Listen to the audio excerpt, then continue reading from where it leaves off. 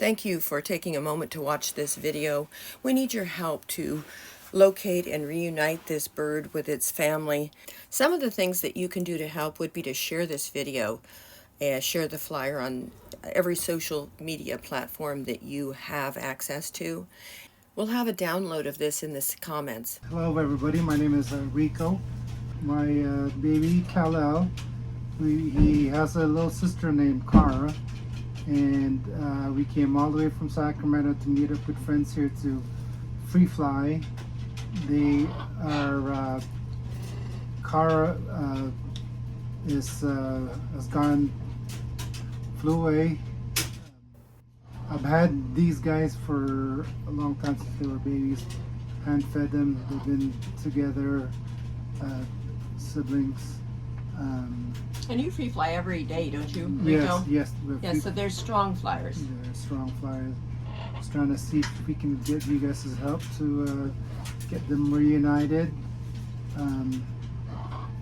This guy's been so lost without his little sibling. I'm trying to reach out to you to get to anybody to help us out. I don't even know what to do. I feel so hopeless. Hi, I'm Grace Turner, and I host, along with fellow free flyers, an annual free flight event. This is our second one this year, and we've decided to have our event at the Valley of Fire in the state of Nevada. On Monday, April 8th, Solar Eclipse Day, we had some of our best flyers out in the air, and the wind had picked up very quickly. Robust, strong, hard, and flew our birds, blown them over a ridge. And so we're on a search and rescue since Monday the 8th. We've assembled ourselves in a group, very organized.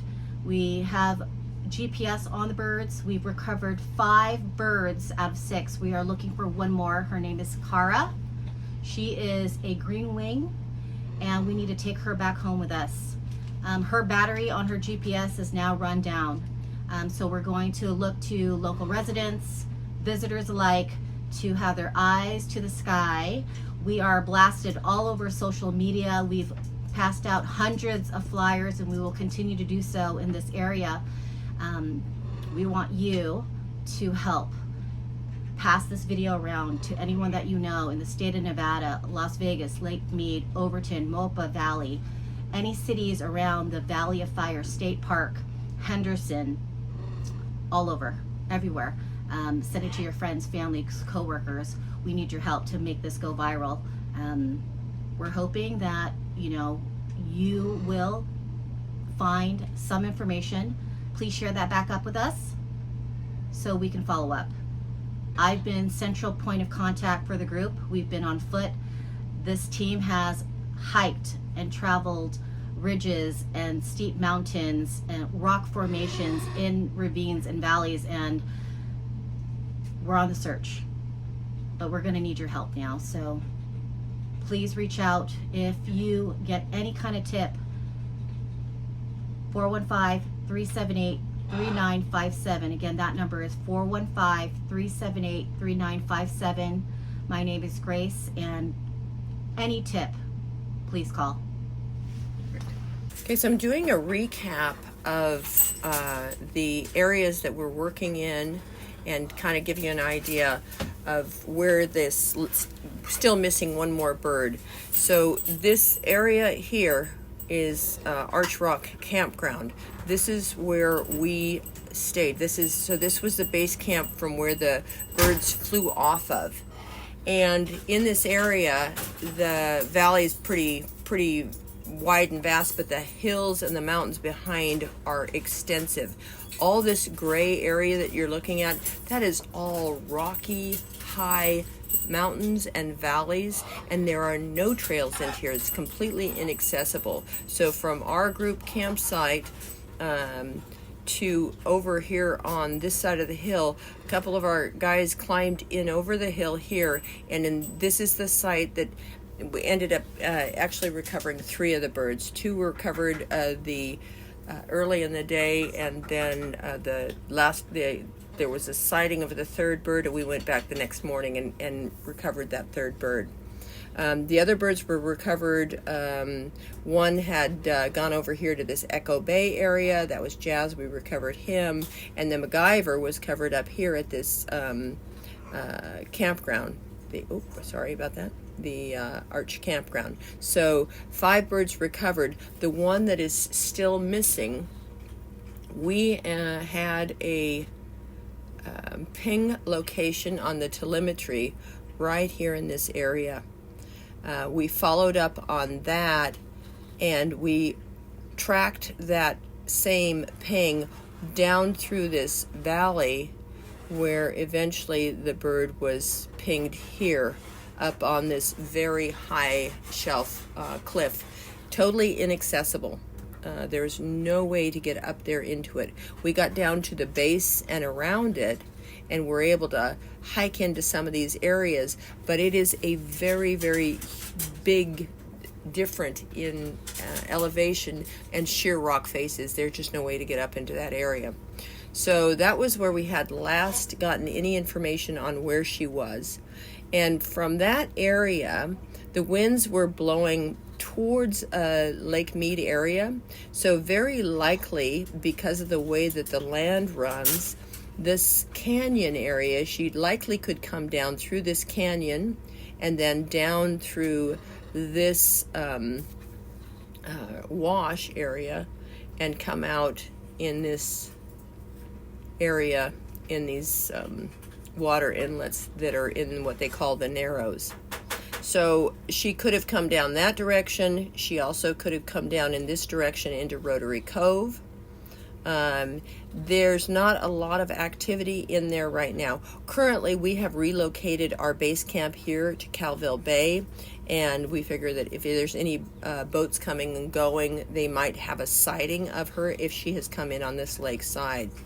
So that's a possibility. The thing that you can't tell and you don't really understand is this mountain area are incredibly high peaks, and very difficult for her to actually go over. This peak in this area is very, very high. It's very unlikely she could have gone over the top of that. So unless she came through the valley areas and ran along with the topography down the lake, that's one thought that we have. The other thought is now, today, our winds changed direction, and so instead of blowing her down towards the river, if she was still up on this location, on the ridge and in this area, she might end up back up here in this valley. So we have people back up in that valley area. Again, today we have posters and information out on the waterway.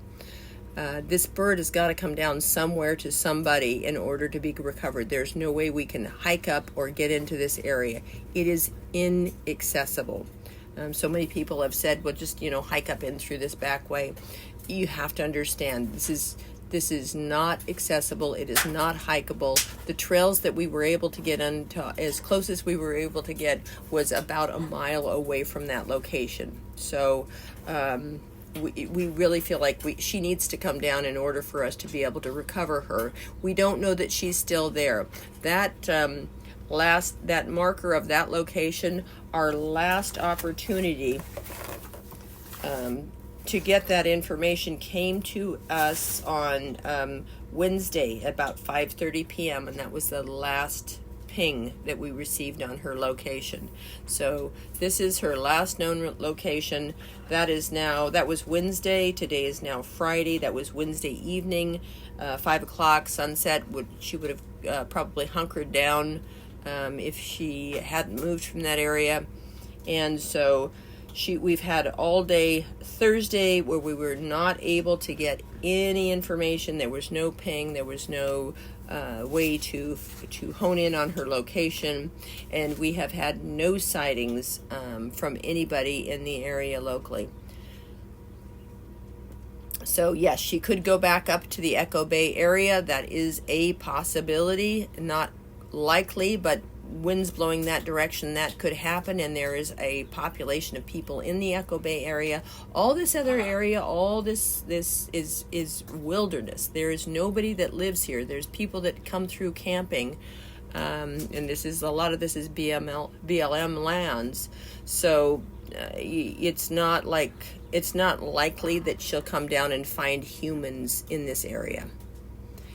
She might find humans stopping at some of these trailheads, but these are not heavily traveled areas. We saw nobody hiking any of these trails. It's not like when we get into our cities and areas that are close where people do a lot of hiking. It's just not that way. People are not out here. So again,